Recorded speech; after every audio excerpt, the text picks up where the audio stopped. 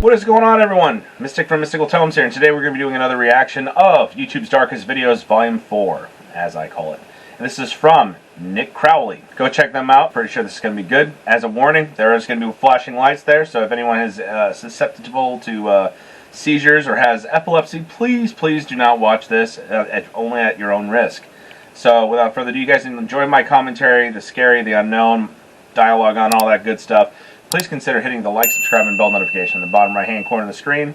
And as a quick disclaimer, I do not own any rights, video properties, or audio rights to this video. This is just with me in my face reacting to this video, because all video and audio rights of the original video belong to Nick Crowley.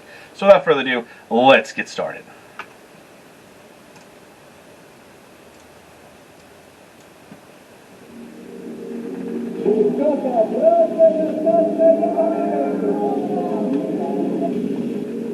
July 29th, 2019, patrons file into a busy bar in downtown LA for the start of an always entertaining open mic night. You never know what types of performances you'll get on nights like these, or what kind of people will grace the stage with their presence. And on this particular evening, patrons would bear witness to one of the strangest acts they'd likely ever seen, and it was performed by a man named Robert Camus. Where's your funny face? Make funny face. Interestingly, Robert has a long history here across YouTube, being featured in what seems like countless videos performing skateboarding tricks with a group of friends. But on this night, Robert was ready to show off another skill of his, as he took to the stage to perform a freestyle rap.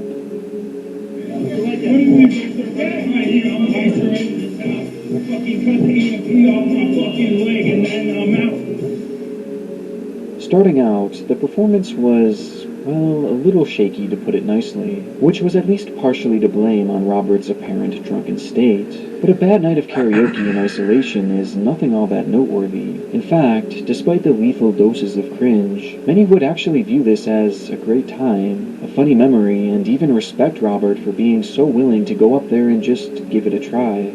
However, his performance wasn't quite finished yet, and after fumbling his way through the beginning of the song, Robert's lyrics take an unexpected turn.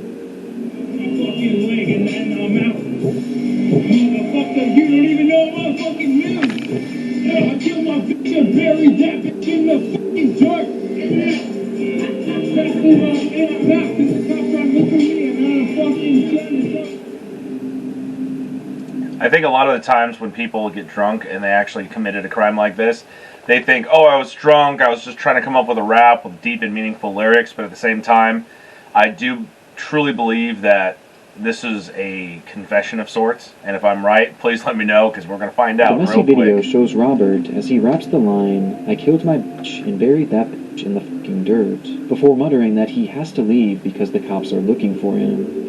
It was a bizarre moment to say the least, and despite many in the crowd trying to play off the line as a joke, with the MC even saying that it was an Eminem-inspired performance, others in the audience were more visibly concerned. Yeah. And as it turns out, they had every right to be.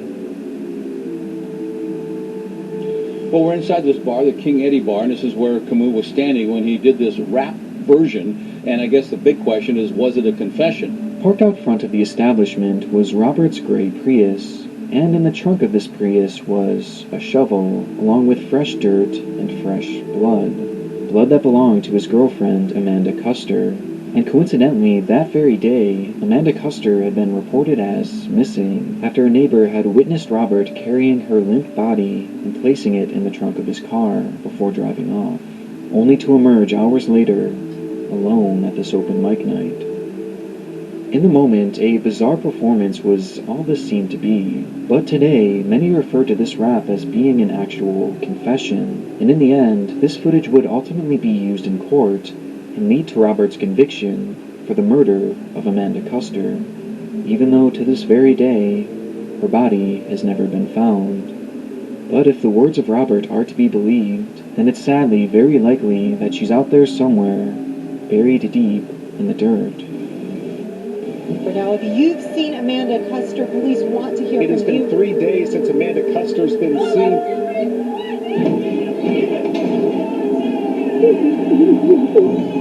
Love the intro of this. Really do. one thing I will say about this, my dad taught me an early thing in an early age if I ever was to ever start drinking. And everyone else I've ever had a drink with, they always said the same thing. Your drunkest self shows what your truest intentions are. Your truest self will always brag or always say something stupid to incriminate yourself. Now, I'm not saying everyone does it, but I'm saying if you have a violent history and you get drunk and you become that side of you is shown, it'll show. If it shows that you're depressed and you're a happy-go-looking person on the outside, you get drunk, you get depressed real quick. I've seen pretty much all of these happen. And it's crazy to think that this guy would just go out there, blasé, party, and all that other stuff, thinking that he wouldn't have gotten caught. But he deep down knew he was caught. And he knew the cops were on their way.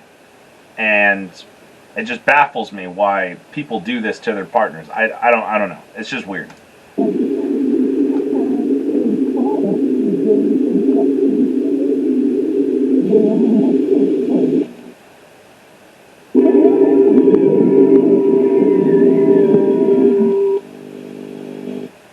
Remember, people have to learn how to swim. It's great fun though, and something you can do with all of your friends. During the summer of 2022 in Karei Yosef, Israel, a popular corporate villa had been rented out by a local marketing agency to host a company event. The location was highly sought after due to its large outdoor pool area, making it the perfect spot for employees to unwind and connect outside of their typical working environment. And on this day, the 21st of July, 50 employees of this company would gather at the party to enjoy the hot summer sun and the cool water of the pool. And by all accounts, the party had been going off without a hitch. Until it happened. As unsuspecting partygoers were hanging in and around the pool, some began to notice that the water level appeared to be receding, with one keen witness pulling out their phone to record the unfolding ordeal. And just as they hit that record button, things would fall into complete chaos.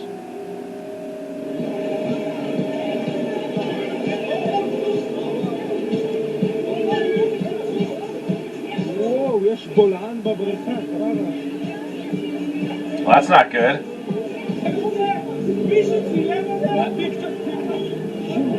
That's really not good. Holy crap.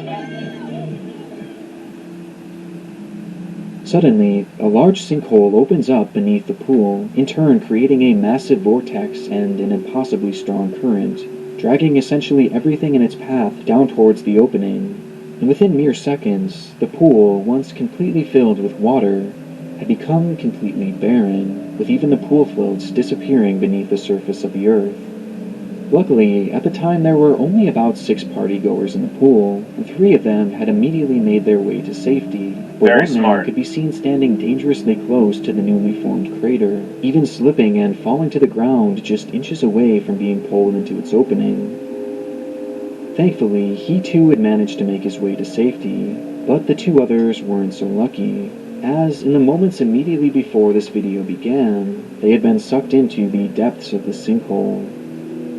Of the 2, one would be able to quickly pull his way to safety, while the other was nowhere to be found. As rescuers made their way to the scene and attempted to enter the hole, it was discovered that it was far deeper than anyone could have imagined, with later... This was what my next question was. How deep was the sinkhole? Because you never know how deep sinkholes can go. They can go anywhere from 6 feet to 60 feet, or deeper than that. So now let's find out how deep it is. Reports showing that the pit was a staggering 43 feet deep. Damn! With the entire opening being filled with water. And the missing swimmer, 32-year-old Khalil Kinhi, was trapped at the very bottom. It would take 4 grueling hours of navigating that claustrophobic grave to finally reach Khalil, who by that point was sadly long gone, having likely already perished by the time rescuers even reached the scene, passing away in what must have been one of the most horrifying ways imaginable.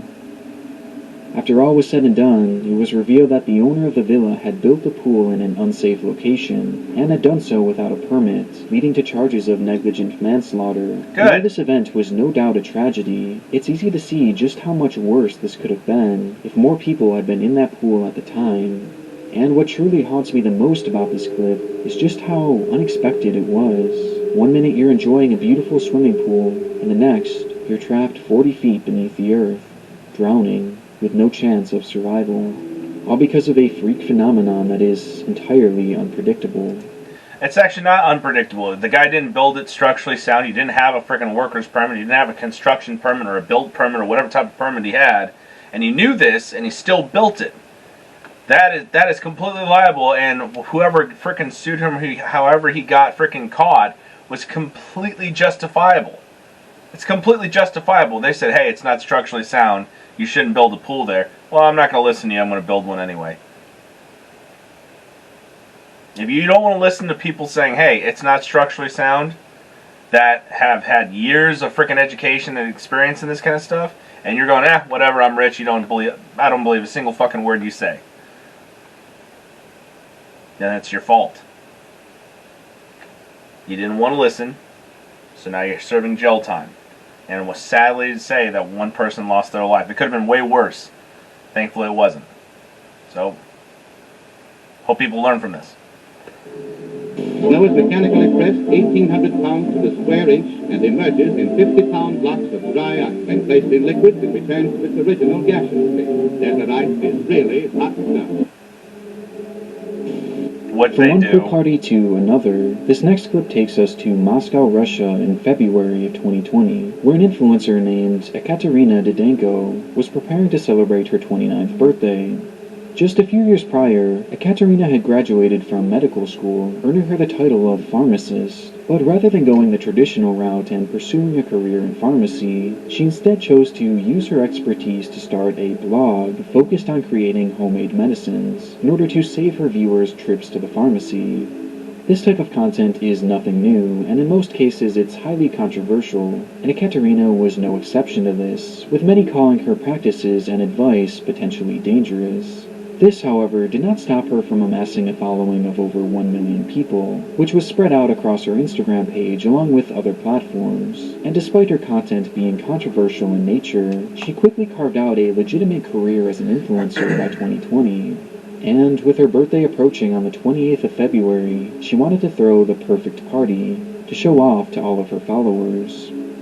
Helping plan the night was Ekaterina's husband, Valentin Didenko, who was on board to make the evening as grand as possible.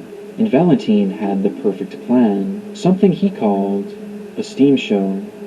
Previously, the couple had booked a venue to accommodate all their guests, with one of the most appealing amenities being its swimming pool, and using his limited knowledge of science, along with inspiration from a somewhat viral trend at the time, Valentin thought of a way to turn that ordinary pool room into something extraordinary by using dry ice to fill the entire room with steam, as dry ice combined with water creates an immediate dense fog, in turn creating his steam show. And so, as the party was going on and guests were having a great time, Valentin decided to reveal the main event, and brought all the partygoers into the room, giving them gowns and goggles to wear, before dumping a box full of dry ice into the water. Oh my God, water, you're crazy. Материал только что обновленный. Газообразное состояние. Why does that guy look like the guy off of Hellboy 1 where he gets flipped up by an electrical and they get sucked into the portal doing the Star Wars Stormtrooper screech? I'll leave it right here. It's right here. But yeah, it just reminds me of that one scene. That one guy does that.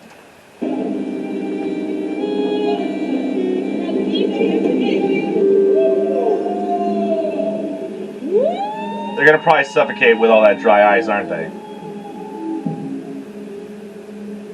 Instantly, the pool disappears within a cloud of gas, creating the incredible show that both Ekaterina and Valentin had dreamed of, with Ekaterina herself pulling out her phone to record the moment. And quickly, it became apparent that the pool wasn't just for show, as Valentin himself suddenly dives into the mist, disappearing within its hidden water. Didn't they say at the very beginning of this episode, or this video, the third one, didn't they say it turns water extremely hot? So did he get boiled alive?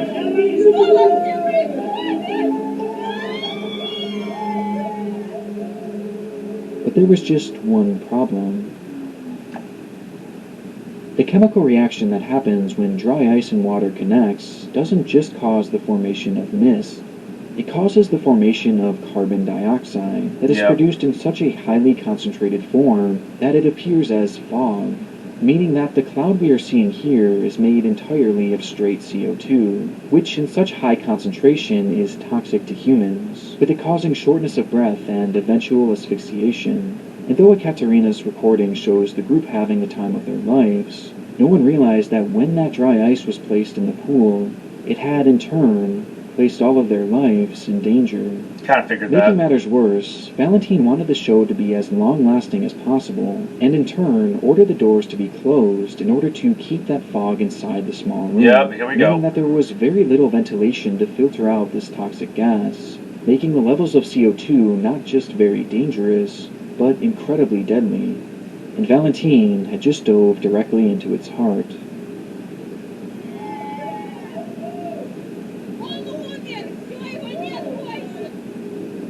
He would break the surface just one time after this, and although the crowd cheers him on, believing he's just splashing around and having some fun, at this moment his lungs were filling with fluid, and he was suffocating to death, as below the water he was drowning, and on its surface he was suffocating. He was trapped, with the only outcome being death. Ekaterina then turns the camera on herself, revealing another man entering the water, as she's laughing and yelling in amusement. And behind her, all of her friends are seen recording the ordeal, oblivious to the fact that Valentine was now dying at the bottom of the pool. They were far too distracted trying to get the perfect shot for their own social media pages. In the end, it truly was the spectacle that Valentine and Ekaterina had dreamed of. Shortly after the recording had ended, partygoers would finally realize that something was terribly wrong, as some began to experience shortness of breath that eventually caused them to pass out. Meanwhile, others began to feel sharp pains throughout their body that were eventually learned to be the result of chemical burns. Once the room was finally evacuated, 3 partygoers would be unaccounted for, as Natalia Manakova, Yuri Elfarov, and Valentine were left in the foggy room, dead at the bottom of the pool. What should have been the perfect day for Ekaterina had instead ended with her becoming a widow. And as off-putting as this video is, many would point to Ekaterina's behavior following the incident as even more unusual. Immediately after the incident occurred, Ekaterina would start her grieving process by posting this video for the world to see, and subsequently vlogging her experience at the hospital and documenting the death of her husband.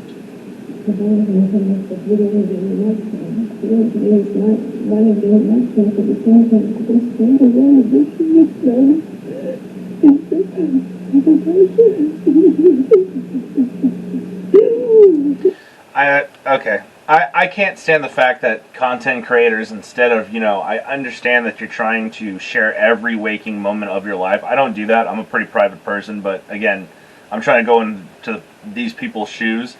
If you're trying to basically share every waking moment of your life, I don't believe this fake crying. I don't. I just simply don't. And everyone's going to say, oh, that's heartless of you. I don't care. If you have to share every waking moment of your life on the internet just for clout and attention, there's something wrong with you. Right after her husband dies, I understand that. You're getting a freaking update. You're trying to freaking tell people, hey, this is what happened. Unfortunately, Valentino or Valentina, whatever his name is, did not make it, and he sadly passed away. So I'm going to take some time off the internet and grieve properly. But when she's doing this is just for sympathy. Okay? I'm not a clinical psychologist. I can't frickin' say, oh, this is what it is. But from a normal person's perspective, when they don't make money off of frickin' social media and stuff, and they see this kind of stuff, it feels like it's just for attention. That's what it feels like. So. It wasn't even announced, tears in her eyes. As many accused her of exploiting the death of her husband to gain internet followers, with further questions being posed as to why she hadn't considered the deadly effects of dry ice and water, as after all, she was an expert in the field of science. The scrutiny towards Ekaterina became so intense at one point that Russian authorities launched an investigation into her actions, claiming that it may be possible to charge her for causing death by negligence, though to my knowledge, nothing ever came of this.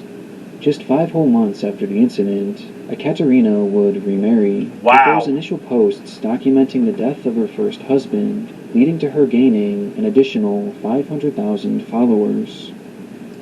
Only 5 months after her husband passed away, you married someone else? Alright. That's fine. Deep inside this vertical city, a machine has come to life. A machine with a terrible secret. There, for God's sake, take the steering. It was a quiet January night in the Yuanlin Finance and Economics Building, located in western Taiwan. The 16th-floor tower held its fair share of both office spaces and residences, though as the clock reached past midnight, only the building manager would be awake in its lobby. As he settled in for another uneventful night, the silence was suddenly broken by a woman rushing in with a small child. The man didn't recognize her as a resident, and given that the offices were closed for the night, he stopped her and questioned why she was there. The woman, however, brushed him off in a hurry, stating that they were only there to meet a friend, before entering the elevator and disappearing out of view. According to the man, he felt a bad omen in the air after the encounter, and only grew more concerned as the morning arrived and the woman had yet to come down and exit the building. So out of curiosity, the manager turned to the building's CCTV footage to determine where the two had gone, only to see this.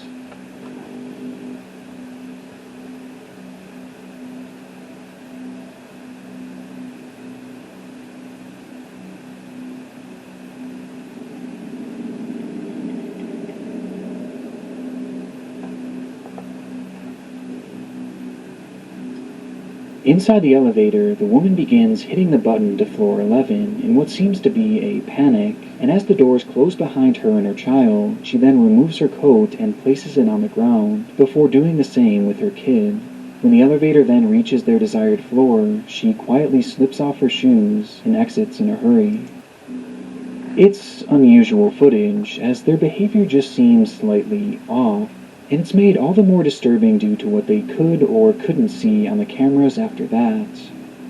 Upon exiting the elevator, the pair are seen walking down the hallway on floor 11 in this grainy footage recaptured by the man's cell phone, with the two heading in the general direction of the stairwell, which also happened to be the sole entrance to the roof. And from there, the two aren't seen again. Oh, please don't tell me they jumped Noting off the top this, of the the building. manager immediately began fearing the worst, as their bizarre behavior coupled with the route seemingly leading to the roof could only mean one thing. And quickly, the police were called for what they believed to be a cleanup job, figuring that the two had jumped off the roof. This belief was further fueled by the woman's actions in the elevator, as removing one's shoe prior to is apparently a somewhat common thing in Asian countries, as they don't want to track dirt into the afterlife. However, once officers arrived on scene and searched the entire perimeter of the building, there was no sign of the mother and daughter, not even a single trace of blood, meaning they couldn't possibly have jumped. Police would then look through the entirety of the footage and review the positioning of the cameras, only to determine that virtually all exits were covered by the watchful eyes of their CCTV. If these two had left the building, they would surely have the footage to prove it, though while sifting through the entire night, this moment was the last they'd ever be seen on camera. So if they hadn't jumped, and if they hadn't left, then they must be somewhere in the building, they thought, which led to a full-scale search of the complex, with officers going door to door searching every nook and cranny. However, while asking around, not a single resident had seen the pair that night, or even heard them for that matter. And when their initial sweep was concluded, the police would be left empty-handed, only uncovering just a few set of clues. For starters, they would find the clothes and shoes left behind on the elevator, and they would also find the woman's moped which she had driven to the building. And finally, they would find a single suitcase, found vacant on the top steps leading to the roof. Police would go on to describe this piece of luggage as suspicious, but never revealed its true contents. In fact, following an initial report, they would never give confirmation as to whether it was involved in this case or not. Either way, it led them to a dead end, as they believed these two could not have possibly left that building, though at the same time, they clearly weren't there. Multiple times after this, the building would be searched and searched and searched again, even as recently as 2013, when they would go as far as to check the water pipes and even the water tank itself, which was inspired by an unfolding case of a similar nature halfway across the world, but no trace of the pair was ever discovered. Immediately after this footage was taken, these two vanished into thin air. Following the I personally think that someone was a hitman and got him and took care of him, and that's a very sad story. That's just my theory. But if they have CCTV cameras everywhere, I can't talk today. If they have freaking security footage, and there's recordings all throughout the whole entire building, then there should have been something. Now, if the suitcase was out of the realm of freaking why is it there, then were there bodies in the suitcase? Were there bodies left in the freaking little water tanks that freaking that one gal so happened to have? I can't remember her freaking name. Was acting very erratic in the elevator, and then they found her weeks later in the freaking water siphoning tanks, the big ass tanks that you freaking collect rainwater or something like that. disappearance, local news would broadcast the footage where a man named Zhang would come forward stating that this was his wife and 4-year-old daughter. The woman's surname was Leo, and the pair had 4 children together, though their relationship was anything but perfect. Multiple reports claim that on that very night, the two had gotten into an argument, with some going as far as to say that Zhang had actually abused her, causing her to leave the home in a hurry, grabbing only their youngest daughter. Meanwhile, their eldest daughter would go on record stating that Leo had told her that they were going to visit a friend's house just for a few days, only to never return.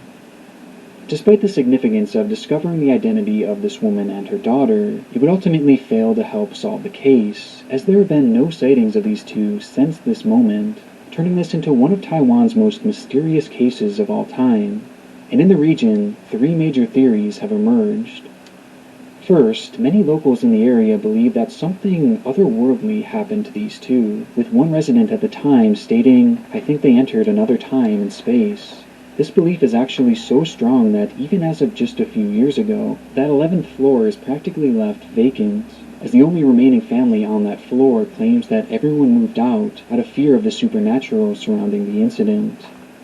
Another long-lasting theory was that the two were still somewhere in the building, having potentially taken their lives or just gotten stuck there. And officials believed this for years after the case, assuming that eventually someone would happen upon them. Though that day has never come, and due to the extreme summer heat in the region, it's likely that the smell alone would have led to their discovery by now. Yeah. Which brings us to our third theory, that somehow the two had actually managed to leave the building without detection. Due to the camera positioning in the hotel, this seems rather unlikely, but some claim that there is a specific route that potentially could have provided just enough cover for them to avoid all the cameras. But this would have had to have been precise and seemingly deliberate. What makes this so strange, though, is that Leo apparently had limited to no knowledge of this building beforehand, begging the question how she could navigate in such an efficient manner, or why she would want to for that matter. And this is far from the only questions regarding this. Like, why would she even enter this building to begin with if she was just going to leave? And why go to that 11th floor in particular and remove those articles of clothing? And maybe most importantly of all, if she had somehow snuck around those cameras, how had she or her child never been seen again? Nothing about this case makes any sense, and honestly what happened to these two at this point is anyone's guess, as this is practically all the information available on their disappearance. Since then, there have been no sightings, no use of their health insurance. So what I'm going to say about this is real quick, since my battery's dying on here. But I'm going to say this, okay? So you have a woman who's acting erratic, takes her 3 to 5-year-old daughter with her, and then goes up into the 11th floor, and then she makes it down to somewhere else, and then all of a sudden she's no longer there. Because the theory is, oh, there's a possible freaking way on the opposite side of the building that is a potential way to do that. So she went up there, quote unquote, to meet a friend, to go up to the 11th floor, after meeting the friend, not go back the same route she took, and then decided to go all the way down this random ass path that she's never been down before, and no one's heard from her since. Am I the only one seeing red flags? I'm not gonna say the word. It's right here. It's right here. You're not gonna see anything else. I'm not gonna say it out loud. I'm not getting this video demonetized. I don't care. But what do you guys think? Honestly, I think it's kind of sketchy and why this whole thing's there. I'm just saying it's just a theory. I'm not accusing anyone of anything, but it's a theory. How did two people just randomly disappear out of a hotel room? How? Is that all the CCTV camera footage that they're allowing us to see? I don't know. But it's a stretch. It kind of almost goes into that realm of, hey, is this possible? I don't know. Possibly. The use of their bank accounts and their daughter's records show that she has never been enrolled to another school. It's almost as if they evaporated into that cold night air. Part of me hopes that this was all an attempt to flee an abusive relationship, and that somehow this was all just a distraction for these two to escape and start a new life elsewhere, which could explain that supposed friend they were going to meet, why they shed their coats, and how they managed to sneak out of there in the first place. But things of that nature are easier said than done, and I can't help but get a sinking feeling that they are no longer with us, as surely at some point, some trace of them would have appeared by now. But unfortunately, an absolute conclusion is something that perhaps we may never get, and instead, we're simply left with this chilling video, which is undoubtedly one of YouTube's darkest. That is exactly what it is. It is a very dark video, because there's so many theories that we can get shot out there to, I honestly think that it's one of those two possibilities, or someone that was of a hitman-like occupation took care of them. It's scary to think about, because two people just don't simply disappear under normal circumstances ever, unless those two bad things happen.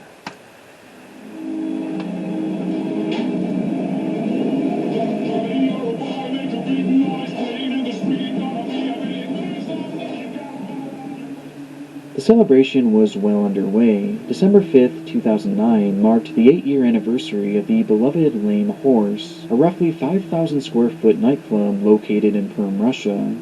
On the evening of the 4th, the club began to fill with partygoers keen on joining in on the massive party. To commemorate the night, a cameraman and an interviewer would be on scene to document the events of that evening, which they did by first speaking to patrons as they roamed the club, getting their thoughts and opinions on the celebration.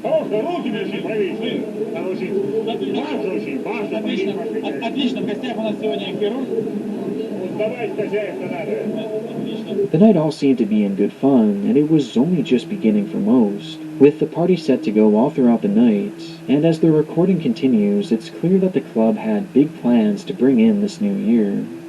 Following the interviews, the footage shows us a view of the dance floor, which was occupied by a group of performers who had been hired to energize the crowd and further build the hype of the night.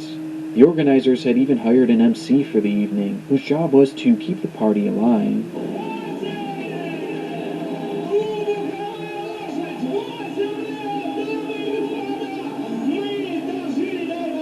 By this point, over 300 people had made their way into the building, as the MC continues the show by joking around with two young women, who were clearly guests of the bar, with the cameraman fixing his lens on the three as the crowd watches on in amusement.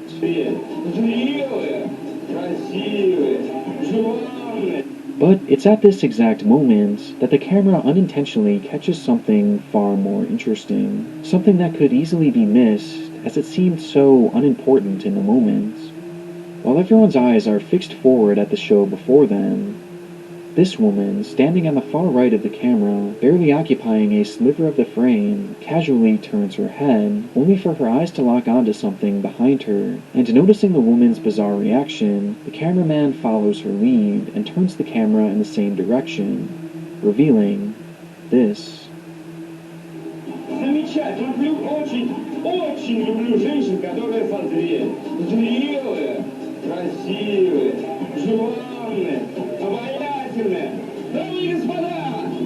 That'd be a problem.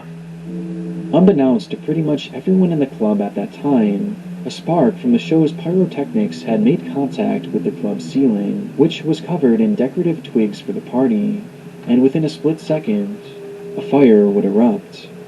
The initial shock caused many to freeze in place for precious seconds, unable to comprehend what exactly was happening. And it wasn't until the MC, the same one in charge of keeping that party alive, began to shout, "Ladies and gentlemen, guests of the club, we are on fire, please leave the hall," that the patrons would finally unfreeze.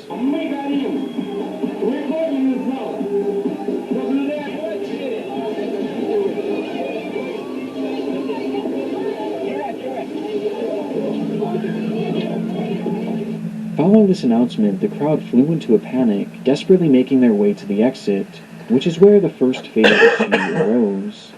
The club supposedly had two exits, one through the front door and the other located behind the stage. However, that second exit had no signs indicating where it was, meaning that practically no one in the room knew that it was even there. Because of this, most of the patrons began pushing towards that one main exit. Upon making his way into the hallway, the cameraman reveals the exit and, in turn, another devastating issue. In order to control the crowd going into the venue earlier that night, one of the two doors at the front entrance was locked, meaning that this small opening was the only means of escape for the 300-plus people trapped inside. And to make matters worse, by this point, the entire venue was now shrouded in smoke.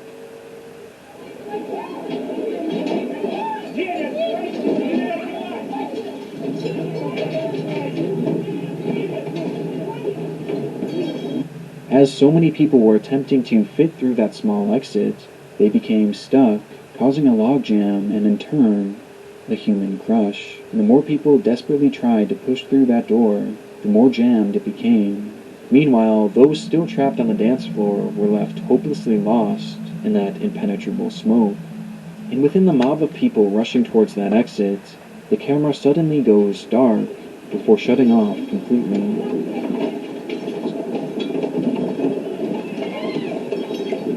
Here's the thing about fires, like, if we get taught in schools, if there's a fire, that we have fire drills. And when we have fire drills, and I'm not saying all countries do this, but when we have fire drills, we neatly and calmly get out of the building. This is why that wouldn't happen.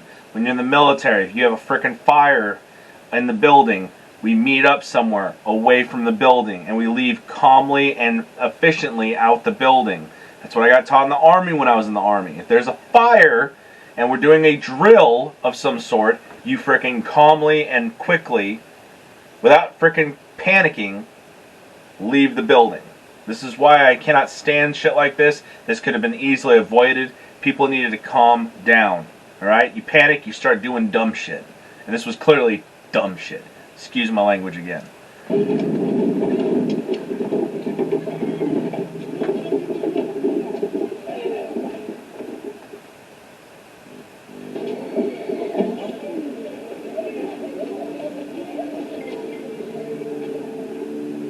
Somehow, the cameraman, along with multiple others, were able to squeeze their way out of the exit, as evident when the camera begins to record sometime later, this time in the middle of the road, revealing hints of the havoc that was occurring both inside and outside of the club.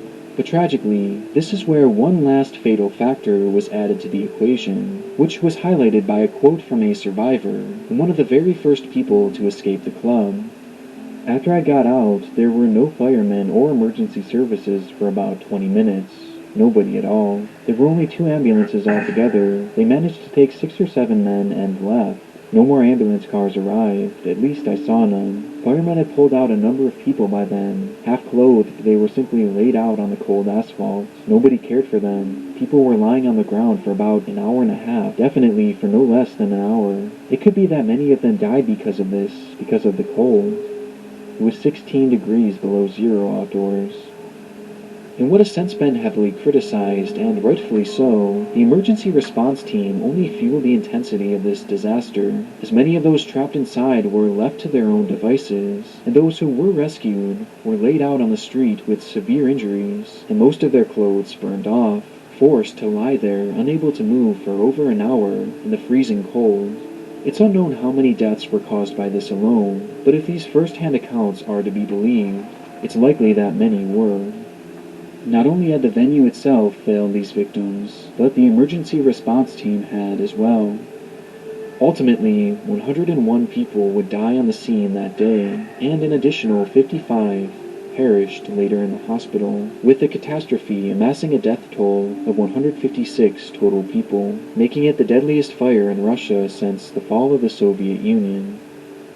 The footage from that night, taken before, during, and after the event, truly account for some of the most disturbing on the site, but two moments in particular have always stuck in my mind, the first being that initial stunned reaction from the lady just off screen, as she had noticed what was transpiring before anyone else, and the other being that first reveal of the small fire on the ceiling that would so quickly and so savagely engulf the entire building and claim the lives of so many.